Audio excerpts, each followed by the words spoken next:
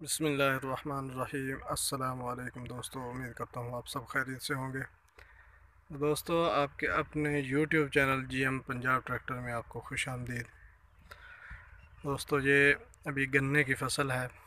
इसके अंदर पहले तो रोटावेटर लगाया गया, उसके बाद अभी रेजर जो है वो लगाया जा रहा है और रूसी ट्रैक्टर है बिलारस। तो दोस्तों, आपको उसकी परफॉर्मेंस चेक करवाते हैं।